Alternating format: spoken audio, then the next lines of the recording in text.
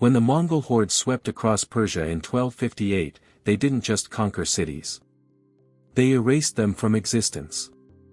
Baghdad, the jewel of the Islamic Golden Age, the intellectual capital of the entire world, witnessed horrors that defy comprehension. The great libraries, containing over 1 million manuscripts accumulated over 5 centuries, were systematically destroyed. Scholars, poets, scientists, and philosophers were rounded up and executed. The House of Wisdom, where algebra was invented, where the works of Aristotle were preserved for future generations, was burned to ashes. The Tigris River, historians of the era recorded, ran black with the ink of destroyed books for 3 days, then ran red with blood for 3 more. In a single week, an estimated 1 to 2 million people were slaughtered. 800 years of accumulated wealth, knowledge, and civilization vanished as if they had never existed. The financial destruction was equally total. Paper money became worthless overnight. Bank deposits ceased to exist because the banks and bankers no longer existed. Debts owed by the Abbasid Caliphate would never be paid because the caliphate itself had been extinguished. Merchants who had spent lifetimes building trading networks watched those networks dissolve as their partners, customers, and suppliers were killed, enslaved, or scattered across 3 continents as refugees. But here's the thing that the history books don't emphasize enough. While the majority lost everything, while merchants who held paper claims on wealth saw their life's work evaporate overnight, while those who trusted in the sophisticated banking systems of the Islamic world watched in horror as those systems ceased to function, a small group of families emerged from the apocalypse not just intact, but wealthier than before. These families understood something that most people, even today in 2025, still haven't grasped. They knew which assets would survive when everything else burned. And remarkably, astoundingly, the assets that protected wealth during the Mongol invasions are the exact same assets that preserved fortunes through the Ottoman collapse, the Persian decline, the fall of Rome, the destruction of Byzantium, and every single empire collapse in recorded human history. Today, you're going to learn what those 5 assets are.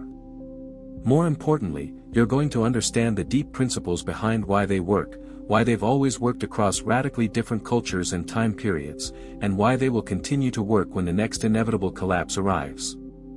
Because make no mistake about this fundamental truth of human history. Empires don't last forever. Currencies don't last forever. Political systems don't last forever. But these 5 assets, they are as close to eternal as anything human beings have ever created or discovered. Let's begin our journey in the year 602 AD, at the twilight of the Sasanian Persian Empire, the last great Persian empire before the Islamic conquests. The Sasanians had ruled for 4 centuries, commanding vast territories that stretched from Egypt to Pakistan, from the snow-capped peaks of the Caucasus to the shores of the Arabian Peninsula. Their silver drachma was the reserve currency of the Eastern world, as trusted and widely accepted as the dollar is today. Their banking system was sophisticated beyond anything that would exist in Europe for another 1,000 years. Their trade networks connected China to Rome. And then, in the span of just 2 decades, it all collapsed. Civil wars tore the empire apart. Plagues decimated the population. Foreign invasions shattered military power. By 651 AD, the last Sasanian emperor, Yazdijerd III, was murdered by a common miller who wanted nothing more than the jeweled rings on his fingers, and the greatest Persian empire in history ceased to exist.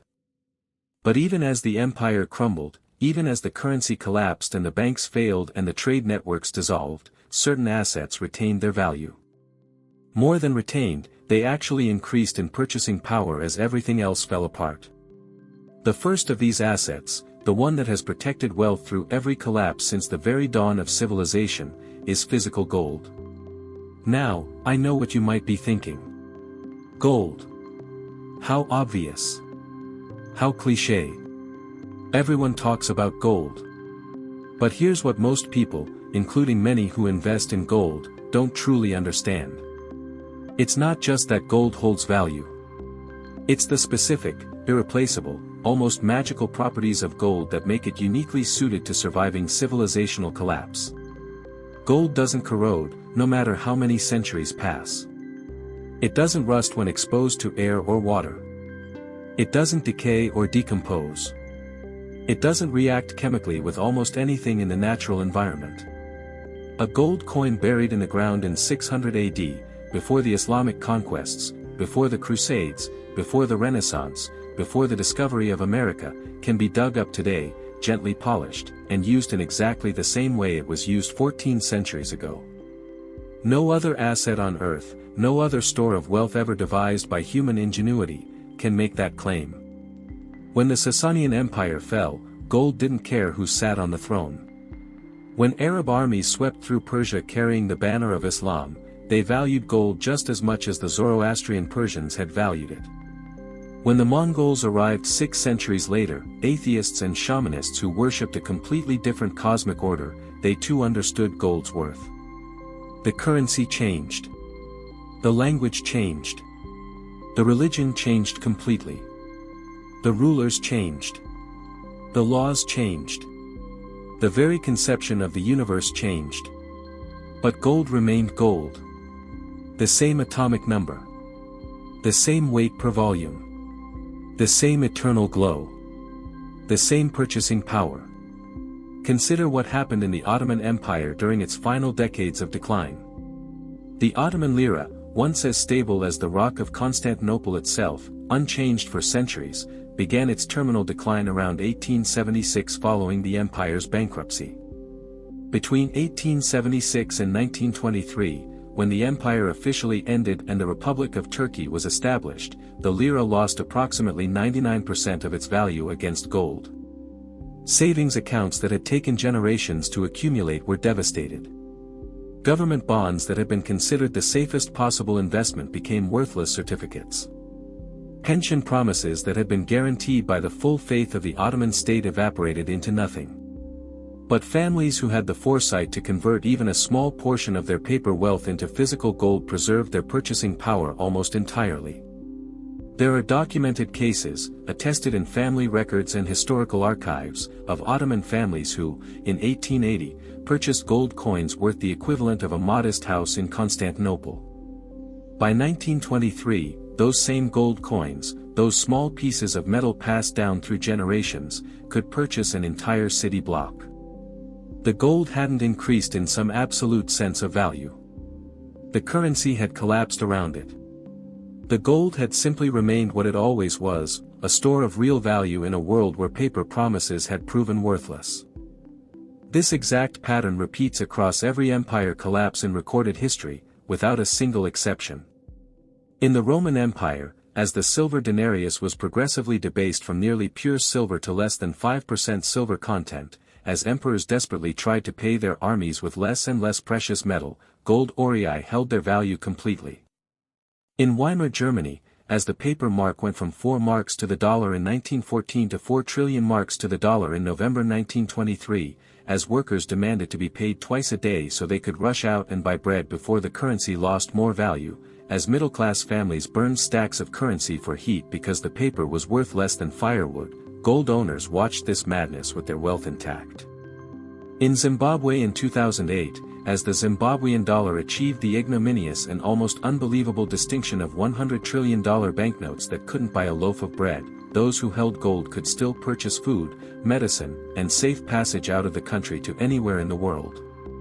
But gold alone is not enough. History teaches us that during the most severe collapses, during the periods of genuine chaos and social breakdown, a second asset becomes equally crucial. This second asset is productive agricultural land. The reasoning is simple, though it's often overlooked by modern investors obsessed with digital returns and abstract financial instruments. No matter what currency exists or doesn't exist. No matter what government rules or has just been overthrown. No matter what economic system prevails or has just collapsed. Human beings need to eat. And the one asset that produces food, year after year, generation after generation, regardless of who controls the political apparatus, regardless of what flag flies over the capital, regardless of what economic theory is in fashion, is land. When the Western Roman Empire collapsed in 476 AD, when the last emperor Romulus Augustulus was deposed by the Germanic chieftain Odoacer, it didn't immediately end civilization in Europe. But it did end the complex trade networks that had moved grain from Egypt to Rome, wine from Gaul to Constantinople, olive oil from Spain to every corner of the Mediterranean. It ended the stable currency that had lubricated commerce for centuries. It ended the urban economies that had supported millions of people in sophisticated cities.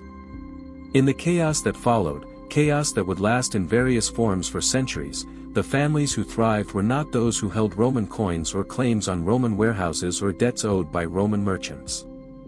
They were the families who controlled farmland, who could feed themselves regardless of what happened in the cities, who had something of value to trade, something real and tangible and desperately needed, regardless of whether anyone accepted denarii, solidi, tremises, or any other form of money. The pattern held with remarkable consistency through the Mongol conquests, which were far more destructive than anything Rome had experienced. While merchants who dealt in paper contracts and bills of exchange were ruined, unable to collect on debts owed by dead men in destroyed cities, landowners who could produce grain found that the Mongols, for all their legendary ferocity in war, were quite interested in stable food production for their vast armies. Land that had belonged to Persian families for generations continued producing crops under Mongol rule. The tax collectors changed. The language of administration changed. The lords changed. The religion tolerated in public changed. The flag flying over the local fortress changed. But the wheat still grew every summer. The sheep still grazed every season. The olive trees still produced their precious oil. The land didn't care about politics. It just kept producing. In the Ottoman Empire's long decline, this dynamic was visible in stark and tragic relief. Urban merchants who had built impressive fortunes through trade, who had counted their wealth in paper and contracts and debts owed to them, were devastated by the combination of currency collapse, war disruption, and political chaos. They found that their paper claims were worthless. That the debtors were dead or bankrupt. That the institutions that had enforced their contracts no longer functioned. But the great landed families of Anatolia, the Aegean, and the Levant? They survived every crisis. Many not only survived but used the chaos as an opportunity to accumulate even more land, purchased from desperate sellers willing to accept any price for immediate liquidity. While others panicked and sold, those who understood history bought. There's a lesson here that many modern investors completely miss in their focus on apps and algorithms and yield curves. We live in an age of digital abstraction. Wealth exists as numbers in computers. Ownership is recorded in databases. Value is calculated by algorithms.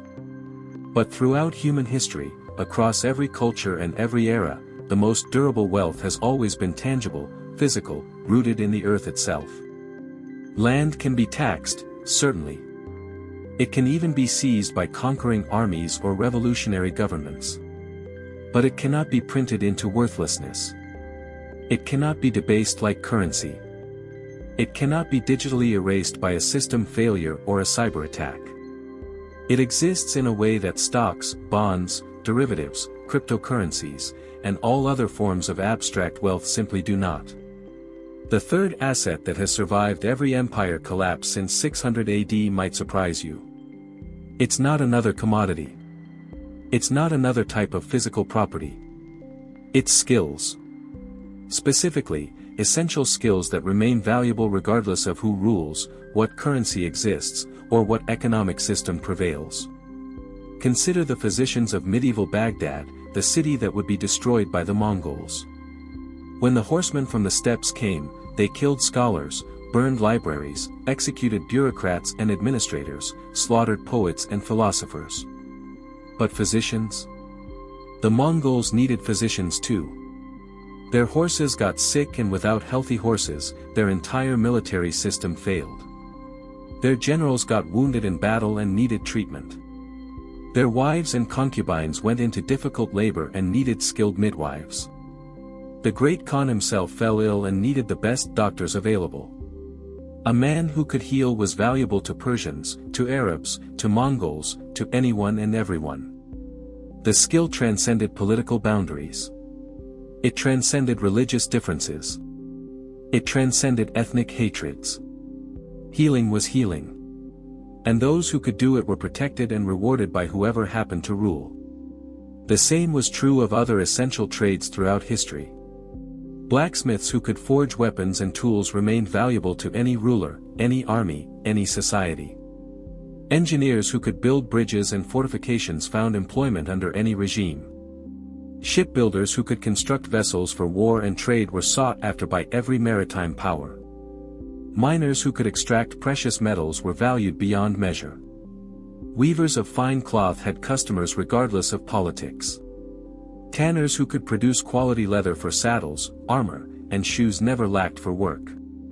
These practical skills represented a form of wealth that could never be confiscated by tax collectors, never be inflated away by currency debasement, never be destroyed by a change in government. History is filled with remarkable examples of skill preservation across collapse. During the fall of Constantinople in 1453, when the Byzantine Empire finally ended after over 1,000 years, many of the Greek scholars and craftsmen who fled to Italy carried literally nothing with them except the knowledge in their heads and the skills in their hands. They arrived as refugees, penniless and dependent on charity. Within a generation, some had rebuilt considerable fortunes in their new homes in Florence, Venice, Rome, and other Italian cities. The Renaissance itself was partly fueled by these refugee skills. The skill was the asset. The gold and land they had left behind could be replaced. The knowledge could not be taken from them. In the Ottoman collapse, families who had invested in educating their children in practical, essential skills fared far better than those who had focused purely on accumulating paper wealth or government positions. A young man who had trained as an engineer could find work under any government, Ottoman, Turkish, or even foreign occupation. A family whose members were skilled physicians would be welcomed anywhere in the world. But a family whose wealth existed only as Ottoman bonds or positions in the Ottoman bureaucracy? When the empire ended, they had nothing. This lesson applies with tremendous force to our modern world. We live in an age of increasing specialization and abstraction. Many of the highest-paying jobs involve manipulating symbols, processing abstract information, moving electronic money from one account to another. But what happens when the complex systems that support these jobs break down? What happens when the electricity fails, or the internet goes down, or the financial system freezes? The families that thrive through the next major disruption, whatever form it takes, will be those whose members possess skills that remain valuable regardless of the technological or political infrastructure. Medical skills. Agricultural knowledge. Mechanical abilities. The capacity to make and fix physical things in the physical world. The fourth asset is one that few modern people think of as an asset at all, yet it may be the most valuable of all when empires collapse and systems fail. This asset is community. Relationships. Networks of mutual obligation, support, and trust built up over years and generations. Human beings are social creatures who have always survived and thrived through cooperation.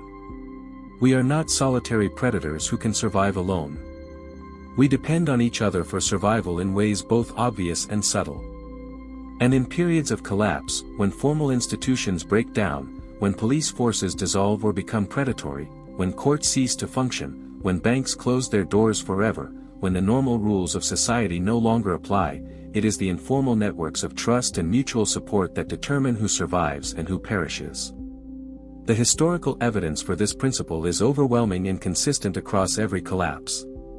During the Mongol invasions, entire communities survived by banding together for mutual defense and support. While isolated individuals, no matter how wealthy, were easily killed or enslaved, cohesive groups could negotiate with conquerors, resist impossible demands, or flee together to safety. The family that had spent generations building relationships with neighbors, with trading partners, with members of their religious community, with old friends and distant relatives, had something invaluable that didn't appear in any account book. They had people who would hide them when soldiers came. Who would vouch for them before suspicious authorities? Who would share food during famines? Who would provide refuge when home was no longer safe? During the fall of the Western Roman Empire, it was the Christian Church's extensive network of mutual support that enabled many to survive the chaos. The Church provided food to the hungry, shelter to the homeless, protection to the vulnerable, medical care to the sick. And most importantly, it provided community to those who belonged to it. Being part of that network, having those connections and relationships, was itself a form of wealth that proved more valuable than gold when the civil order collapsed. In the Ottoman Empire's final years, this dynamic was tragically visible in both positive and negative examples. Communities that stuck together, that maintained strong internal bonds despite external pressures, that could rely on each other for mutual support in hard times, navigated the transition far better than atomized individuals competing against each other. The Armenian, Greek, and Jewish communities that maintained their cohesion, their internal charity networks, their traditions of mutual aid, gave their members a safety net that no government program could provide. The lesson for our modern age is profound and concerning. We live in an era of increasing isolation. Traditional community bonds are weakening year by year. Extended families scatter across continents. Neighborhoods are collections of strangers who never speak to each other. People change cities and jobs frequently, never putting down roots. Many individuals today know their social media followers better than their physical neighbors. They have thousands of online connections but no one they could call at 3 in the morning in an emergency. But if history teaches us anything at all, it's that when real collapse comes, when the systems we depend on fail, when life becomes genuinely difficult and dangerous, it won't be your follower count that matters. It won't be your LinkedIn connections or your Twitter engagement. It will be the actual, physical, real-world relationships you've built. The people who will actually answer when you call for help. The community that will actually share what it has when sharing is hard. The network that will protect you when protection is desperately needed. This isn't merely sentiment or nostalgia for a simpler time. It's survival strategy validated across 14 centuries of historical evidence. Community is an asset, perhaps the most important asset of all, and it has proven its value across every empire collapse since 600 AD. The fifth and final asset is the most abstract of all, yet perhaps the most powerful in determining outcomes. It is knowledge. Specifically, knowledge of how systems work, how collapses unfold, how to navigate chaos, and how to recognize opportunity in the midst of crisis. When the Persian Sasanian Empire fell, the families that fared best were not necessarily the wealthiest in gold or land. They were those who understood what was happening around them. Who recognized the signs of collapse before the final catastrophic crash came. Who had studied history, their own and others, and understood the fundamental truth that empires do not last forever, no matter how permanent they seem. This knowledge, this understanding, allowed them to prepare before it was too late. To move assets to safety while movement was still possible. To cultivate relationships with the incoming power while that was still advantageous. To position themselves not merely to survive the transition but to thrive in whatever came after. The same pattern repeated with remarkable consistency through every subsequent collapse in history. During the long Ottoman decline, many families saw what was coming decades in advance. The signs were clear to those who understood history and were willing to see clearly. Currency debasement followed predictable patterns. Military defeats accumulated beyond the point of recovery. Territories were lost one by one, each loss making the next more likely. Debt accumulated faster than it could ever be repaid. Political dysfunction paralyzed the ability to respond effectively. These same warning signs have preceded every empire collapse in history. They form a pattern as reliable as the seasons. And those who recognized the pattern, who studied it and understood it, had time to prepare while others remained in denial. Knowledge of how collapses actually unfold, stage by stage, also proved invaluable. Collapses don't happen all at once, despite how they may appear in retrospect. They unfold in predictable psychological stages that repeat across different times and cultures. First, there's denial, when problems are minimized or ignored entirely. Then there's hope, when people believe things will surely improve soon. Then there's gradual awakening, as the evidence becomes impossible to ignore. Then there's panic, as everyone tries to act at once. And finally, there's capitulation, as people accept the new reality and begin to adapt. Those who understood this pattern could act rationally at each stage, while others remained frozen by disbelief or paralyzed by false hope or stampeded by panic. Perhaps most importantly, knowledge allowed some exceptional individuals to see opportunity where others saw only disaster and loss. The chaos of collapse always creates opportunities for those who understand what's happening.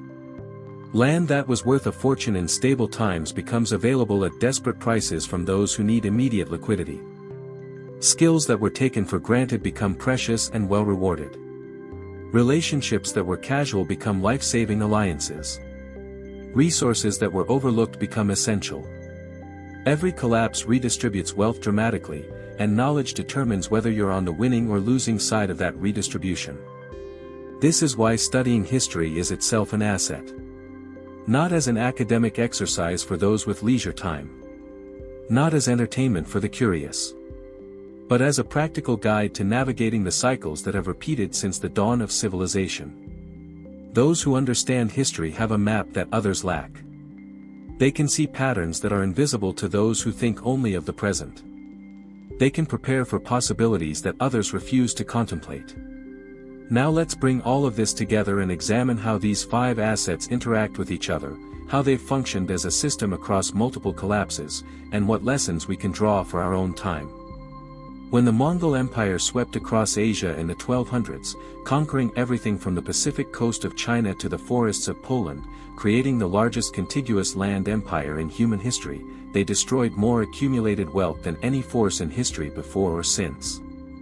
Cities that had taken centuries to build were demolished in single afternoons. Trading networks that had linked east and west for generations were severed overnight. Currencies became worthless pieces of metal. Banks ceased to exist because bankers and depositors alike were dead. Millions died in the conquests. Millions more were enslaved and scattered. For those living through it, it must have seemed like the end of the world. Yet even in this apocalyptic scenario, the 5 assets held their value and protected those who held them. Gold remained gold, as valued by Mongol conquerors as by their Persian and Arab and Chinese victims. Land continued to produce food, and the Mongols needed food. Skills remained essential, and the Mongols needed skilled craftsmen and physicians and engineers. Communities that held together survived where isolated individuals were destroyed. And those with knowledge, who understood what was happening and could adapt, found ways to navigate the new order. The same pattern repeated when the Mongol Empire itself fragmented and collapsed in the 1300s. And when the Byzantine Empire finally fell in 1453 after over 1,000 years of continuous existence. And when the Spanish Empire declined from its peak in the 1600s. And when the Ottoman Empire finally ended in the early 1900s after 6 centuries of power. Different times. Different places. Different cultures. Different religions. Different specific circumstances. But the same fundamental dynamics playing out again and again. What does this mean for us today, in 2025, as we look at a world filled with uncertainty and change? It means that the assets that have protected wealth for over 1,000 years continue to matter today. Perhaps more than ever given the unprecedented complexity and interconnection of our global systems. We live in an era of unprecedented complexity.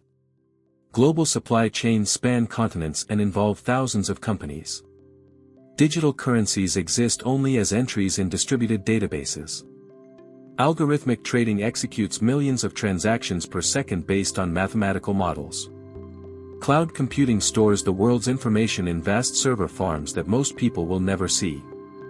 Financial derivatives have reached a notional value of over $1 quadrillion, instruments so complex that few people understand even among those who trade them daily. All of this complexity creates the illusion of progress, sophistication, and stability. But complexity is not the same as stability. In fact, history suggests strongly that increasing complexity often precedes collapse. The systems become too intricate, too interdependent, too fragile. Small failures cascade into large failures. Small problems become impossible to solve because everything connects to everything else. And when complex systems finally fail, they don't fail gracefully. They fail catastrophically.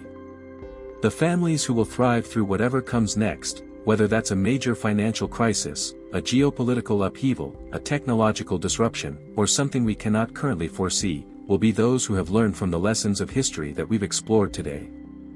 Those who hold some physical gold, not as speculation for profit, but as insurance against the failure of paper promises. Those who have access to productive land, even if only a small plot, something that produces real value in the physical world. Those who have cultivated essential skills that remain valuable regardless of technological infrastructure. Those who have built genuine communities of mutual support and trust. And those who have taken the time to understand how these historical cycles work and what the warning signs of trouble look like. This isn't about predicting exactly when a collapse will come or what form it will take. No one can time these things with precision, and anyone who claims otherwise is selling something. It's about being prepared for the inherent instability of complex systems. About understanding the fundamental historical truth that empires don't last forever. Currencies don't last forever. Political arrangements don't last forever. But certain assets have proven their durability across every transition in recorded history, across radically different cultures and circumstances, across 14 centuries of evidence. There's a profound peace that comes from this understanding. When you hold assets that have survived every collapse since 600 AD, you stop worrying so much about the daily headlines. The political dramas that consume everyone's attention matter less. The market fluctuations that drive others to panic become background noise. You understand that you're positioned for a timeframe that transcends any individual crisis or political cycle. The Sasanian Persians thought their empire would last forever. Their coins proclaimed eternal dominion. Their monuments boasted of everlasting power. They were wrong. So did the Romans, who called their empire eternal and their city immortal. They were wrong too. So did the Byzantines, who believed they were the continuation of Rome and would last until the end of time. So did the Mongols, who conquered the world and expected to rule it forever. So did the Ottomans, who called themselves the shadow of God on earth and assumed they would reign until Judgment Day. They were all wrong. Every single one of them.